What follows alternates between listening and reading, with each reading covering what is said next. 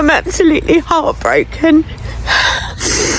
Someone's jumped over in the night and put salt all over the land. That means everything I've planted won't grow, and I can't replant on it because it won't grow. So all the hours and hours and hours of work that we've put in is now dead. And they've done it everywhere.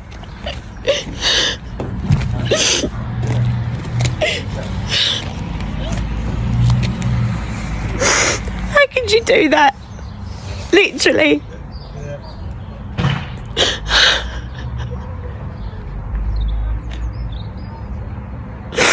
I hope it makes you happy. I really do. Top person. But you know what? You won't stop me, because I'll just pick it all up and I'll carry on. Okay, I can't plant in this section, but I'll carry on. You won't stop me whatsoever. Hey yo, what's up guys? Welcome back to the channel. Today I'm gonna telling you about how Latinos are now saying they feel disappointed and betrayed. Oh my god. And people online are showing no sympathy. Imagine that, guys. This is very unbelievable. Guys, let's watch the video. I will be back in a moment. It's town either. We weren't hearing deer rifles. We were hearing 9mm and Glocks on a nightly basis. Not because we were hunting, because we were dodging stray bullets in the inner city. I had a baby as a teenager, thought maybe I could break the cycle. Went to college, flunked out quick. Life was swinging before I even had a chance to plant my feet. Then the military came knocking. Promised me structure, a future, and a way out. What I got? Another flavor of hell. Straight out of basic, they shipped me to Afghanistan. 19 years old, couldn't buy a beer back home, but I could carry a rifle, kick indoors, and watch friends die in pieces. I came home to a wife who had cheated on me while I deployed, ended in divorce, missed my baby's first steps, first words, first everything. I got the title Dad, but only for 2 days every other week when the courts allowed me. So I drank, I numbed it out, I drowned it in alcohol and women, hopped from job to job, security, government contracts, even worked with the feds for a minute, but it all fell apart. I ended up homeless, ashamed, alone, and broken. Now, I've been sober for 4 years, been through more therapy than most folks can stomach, read hundreds of books, and here's what I figured out. As bad as I have had it, if I was black, I probably wouldn't have survived it. That ain't an opinion, that's truth. Black Americans make up 13% of the population, but 38% of the prison population. 1 in 3 black boys born today, they're expected to end up behind bars. That ain't by accident, that is policy. That's centuries of systemic racism passed off as justice. The 13th Amendment did not abolish slavery, it rebranded it. It says slavery is legal as punishment for a crime. That's why we got corporations making billions off of prison labor, while folks inside earn cents an hour if they're lucky. That clause was written to target black Americans, and it's still doing exactly that. Now I run an organization called West Virginia Fights Back. We feed people, we take care of people. No strings, no red tape, no begging for scraps. We take care of our own because the government won't. My dream? A Fights Back chapter in every damn state. Abolish the prison industrial complex. Burn the cage down. Build something real in its place. Fred Hampton said, you can jail a revolutionary, but you cannot jail the revolution. This is not about shame.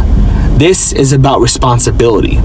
If you've had the privilege of not being targeted by the system, you've got the duty to help tear it down. Can we talk about how miserable white people are for a second? Like, you know that white people are miserable, right? Like, have you ever looked a white person in the eye, even if they're like a big mental health person? You just look deep down and you're like, brother, you are not happy at all. And truly, it breaks my heart. But one reason, I think, one of the main reasons that a lot of white people, a lot of us are really unhappy and miserable is because we lack internal congruence. Now, congruence is a concept we learned early in grad school to help people heal. And congruence is basically internal alignment. Values and actions are on the same page, right? Like we accept every part of ourselves. We feel peace, security in who we are, congruence. And no matter how hard you try, you can never find internal congruence if you're not congruent with the world around you. If you're not understanding what's real and seeing reality and affirming what's true. So like white people who deny patriarchy and capitalism's negative effect and oppression of the world and genocide that's happening around the world, like that's incongruent with reality. That is going to have an effect on us internally. Because to deny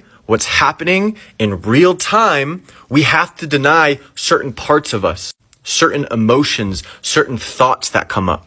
And the more we run for that, the more incongruent and separate we feel, the more dissonance that comes, the more miserable we are. And a lot of times we're not actually dealing with our own pain and our own reality because we're all suffering under capitalism and white supremacy. Like it affects us different ways in intersectionality, but like it affects us white people too. You don't think a stormtrooper in the fucking Star Wars movies hates his life? You don't think he hates being bossed around all the time? You don't think poor white people living in the empire, like in a city walls, like in a Game of Thrones, like you don't think that they're miserable under it, even though they're not miserable the most? To be congruent inside, to not be miserable anymore, it takes accepting the realities of the world, seeing how those toxic systems affect us, and then moving to actually be congruent. Because deep down, humanity has goodness at its center. So yeah, white people, we're miserable because we're not congruent, because we're denying the realities of the world, and thus denying ourselves. My first grade teacher, Mrs. Curran, came into the classroom and told us that John F. Kennedy, our president, that everyone was so proud of, had been killed. We couldn't believe our teacher was crying, but everybody cried that week. I was part of the first generation to have all of the news fed on TV in our living rooms. So we saw the marches under threat from police. We saw the fire hoses slamming the bodies against the walls. But there were very few black people in our town, so I didn't see these white on black atrocities firsthand.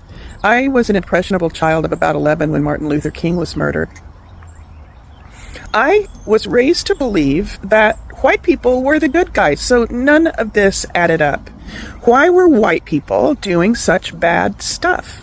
I saw them sick attack dogs on black people in the streets, throw them in jail, hang them from trees for God's sake, although Mom tried to protect us from that. But it was there, it was in the world, it was around us. People marched through a gauntlet of policemen with clubs. Weren't the police supposed to be there to protect people? Many years later, I became friends with Reverend Dwight Brown. He was a white Unitarian Universalist minister who marched with Dr. King at Selma. He told me about walking beside a woman whose arm had been broken the day before by the police. This brave woman insisted on marching at Selma anyway, and I'm sorry that I don't remember her name.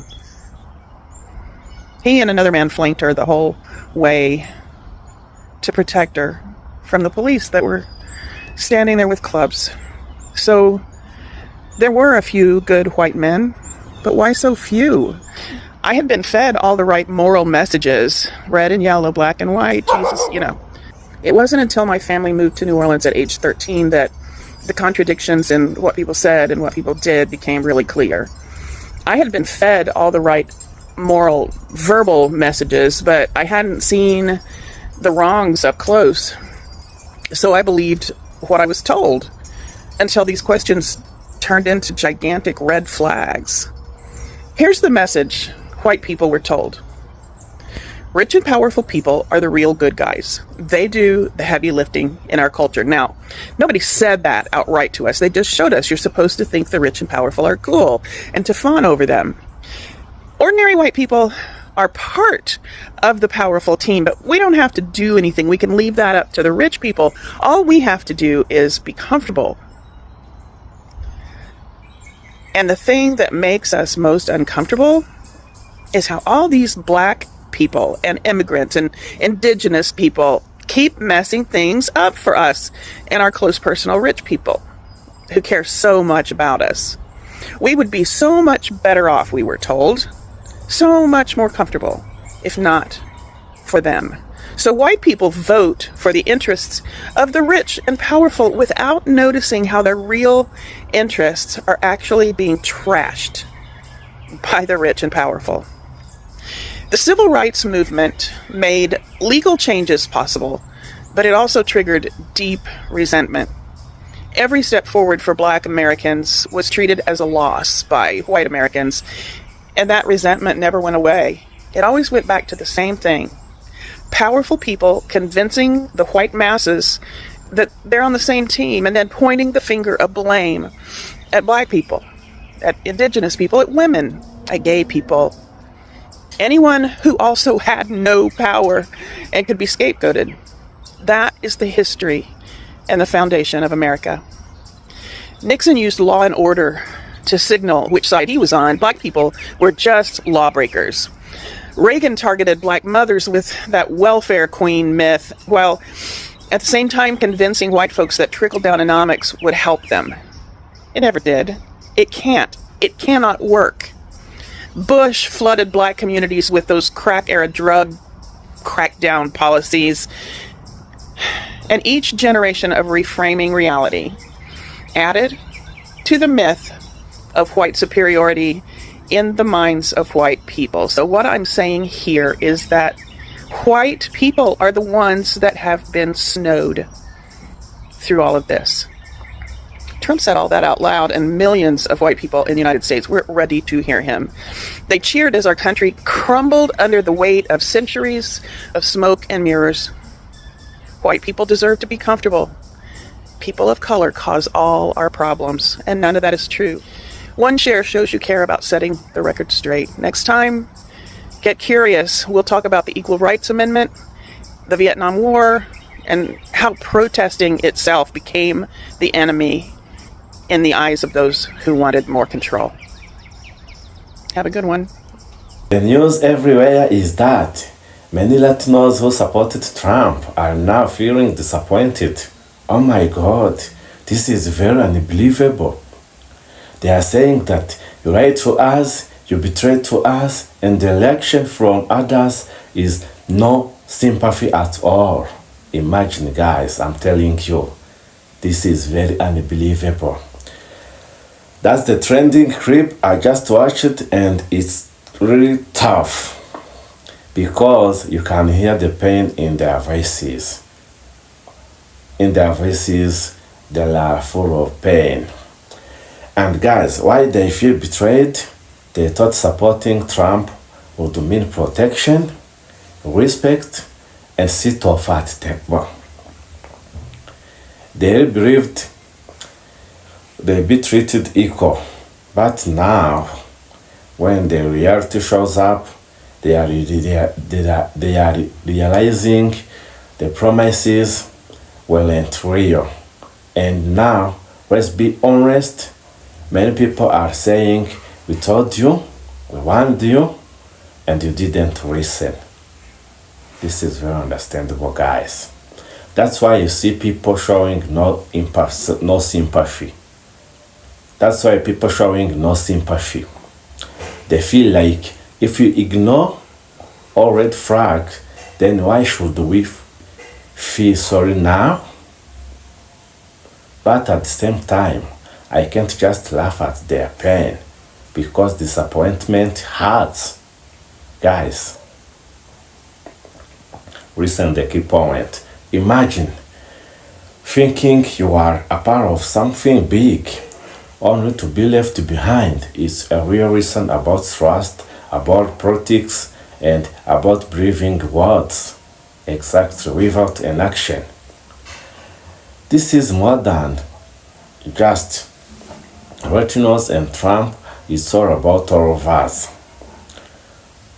Who do we trust? Do we look at action or just listen into sweet talks? A very nice question or interesting questions. This is a warning for everyone. Don't give your loyalty to someone who doesn't see your full worth. Exactly. This is very understandable. And Latinos are disappointed and people are showing no sympathy again.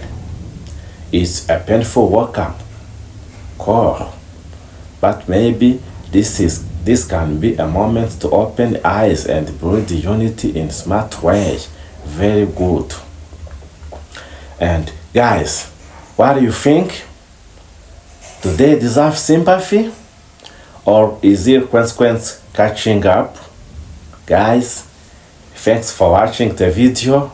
See you in the next one. Bye.